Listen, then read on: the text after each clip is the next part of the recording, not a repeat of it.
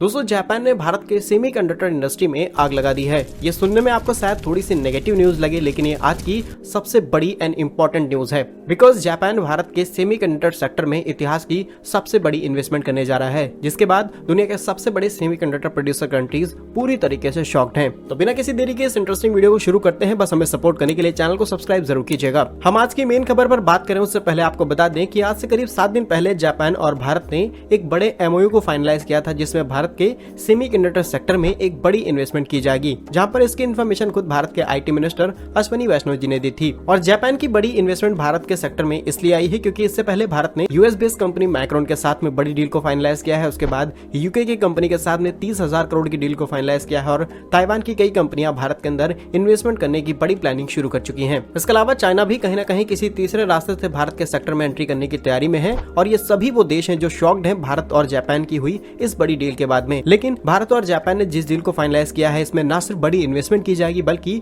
Japan Bharat को multiple technologies transfer करने वाला है, जिसमें सबसे ज्यादा इंपॉर्टेंस दी गई है सेमीकंडक्टर मैन्युफैक्चरिंग, सेमीकंडक्टर डिजाइनिंग, इसके अलावा talent and skill development, research and development, और सबसे इंपॉर्टेंट कि एक पूरे इकोसिस्टम को बिल्ड किया जाएगा ताकि भारत की इस इंडस्ट्री को इंटरनेशनल लेवल पर डायरेक्टली एक्सपोर्ट किया जा सके। जहाँ पर मेन खबर यही है कि जापान के फॉरेन मिनिस्टर योशिमासा हायाशी भारत के विजिट पर आए थे और उन्होंने भारत आते ही मुलाकात की भारत के फॉरेन मिनिस्टर एस जयशंकर के साथ में, जहाँ पर कुछ इंपॉर्टेंट प्रोजेक्ट के ऊपर डिस्कशन किया गया है, जिसमें सबसे ज्यादा इंपॉर्टेंस दी गई है डिफेंस इक्विपमेंट्स और सेमीकंडक्टर मैन्युफैक्चरिंग को लेकर के। और रिपोर्ट सामने निकल के आ चुकी है, जहां पर बताया गया है कि 2027 तक जापान भारत की सेमीकंडक्टर इंडस्ट्री में करीब $35.9 बिलियन इन्वेस्टमेंट करने वाला है। फिलहाल जापान ये सिंगल इन्वेस्टमेंट एक बार में नहीं करेगा, बल्कि मल्टीपल फेजेस में किया जाएगा। लेकिन भारत के इतिहास की सबसे बड़ी सेमीकंडक्टर इन्वेस्टमेंट है ये, क्योंकि रिसेंटली वेदांता एंड फॉक्सकॉन के जो बड़ा ज्वाइंट वेंचर था, उसमें से फॉक्सकॉन ने खुद को विड्रॉल किया, जिसके बाद कई ग्लोबल मीडियाज में भारत के बारे में प्रेजेंट किया गया है कि भारत के अंदर जो सेमीकंडक्टर का सपना था, सेमीकंडक्टर मैन्युफैक्चरिंग हब बनने का,